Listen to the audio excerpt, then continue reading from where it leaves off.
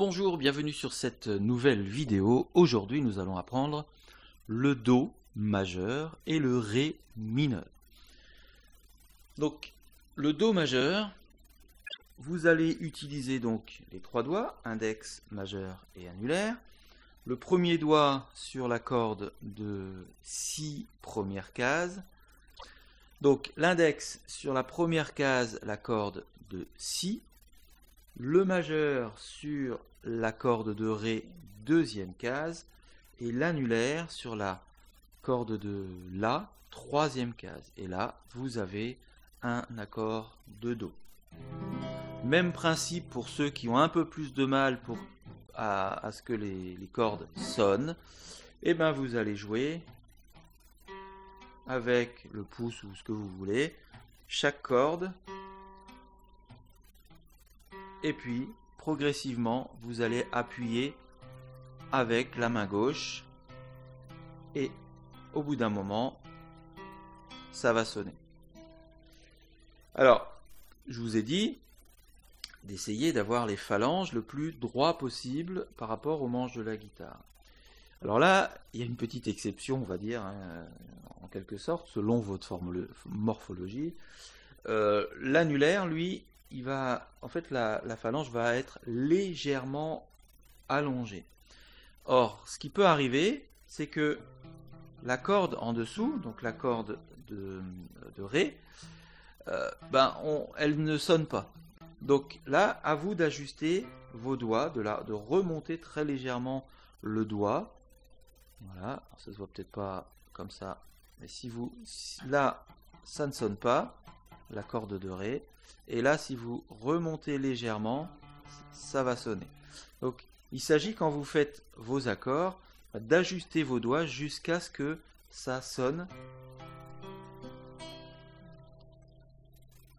Une chose aussi qui peut arriver, c'est que vous soyez aussi trop près, la paume de votre main touche le manche de la guitare et que du coup, c'est la corde de demi qui ne sonne pas.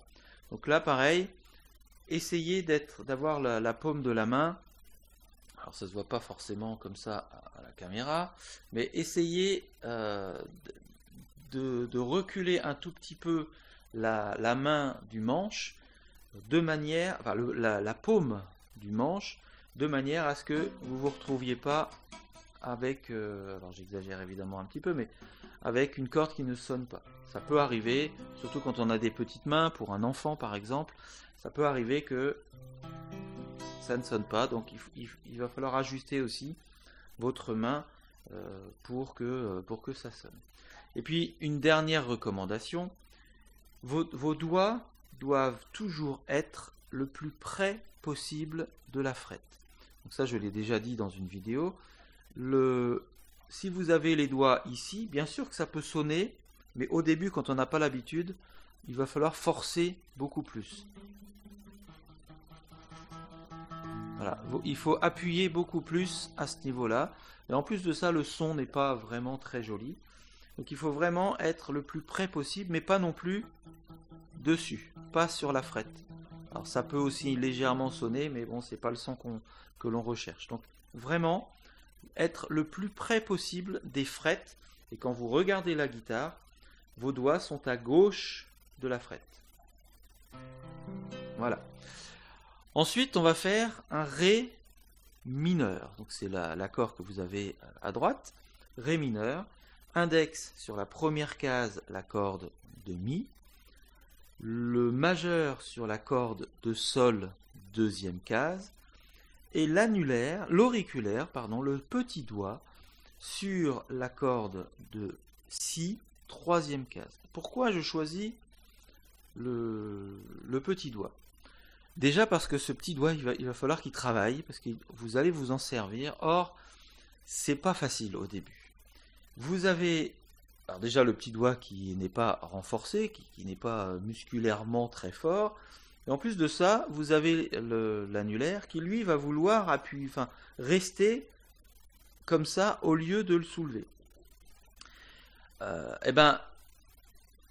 Ça, c'est au fur et à mesure que vous allez travailler. Alors au début, ça va vous saouler, vous n'allez pas y arriver.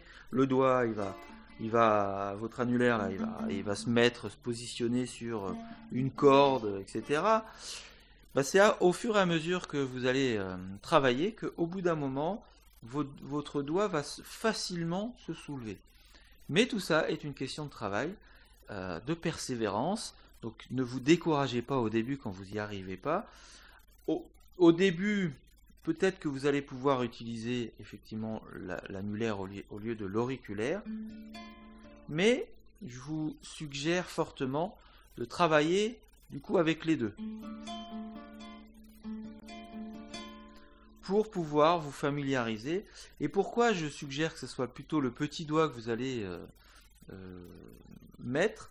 Bah, tout simplement parce que vous le savez, alors des fois quand on est enfant, en tout cas à mon époque, mais je pense que c'est des choses qui reviennent assez facilement, voilà, on fait son kekos comme ça, là, son petit chef, enfin pas son petit chef, mais